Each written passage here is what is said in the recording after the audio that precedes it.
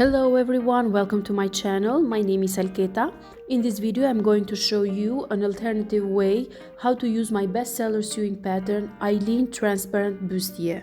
I'm getting a lot of messages from my customers asking me if it's possible to sew a lace bustier using the Eileen sewing pattern, and my answer is always yes, it's possible to use this pattern with any kind of fabric that is transparent. The bustier that I showed you in the beginning of this video was made using the same pattern and adding lace as main fabric with some adjustments. In this short tutorial, I'm not going to explain you every step of the sewing because you can see the detailed tutorial already available in my channel, because basically it's the same.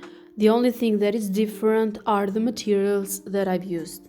You need to understand that even if you decide to use a lace or any other fabric, still it's important to use a corset mesh as a base, because this will give stability to the main fabric and also is strong and doesn't stretch. For example, the embroidery tulle that I'm using here is a little stretchy and not strong, so the same thing will be for the lace. Like, even if you find a non-stretchy lace, still you must use the corset mesh as a base if you want the bustier to have a good fit and resist over time. Another thing that is different is that here I'm not using the wire channeling for the bones. Instead, I'm using a ribbon. This allows me to use even a 6 mm thick bone because there is more space for the bone to enter.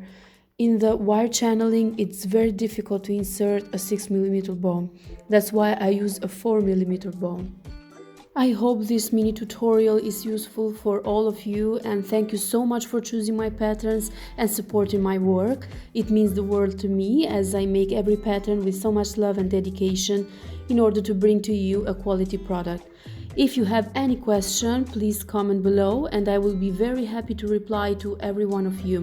Thank you again and wish you the best. Bye!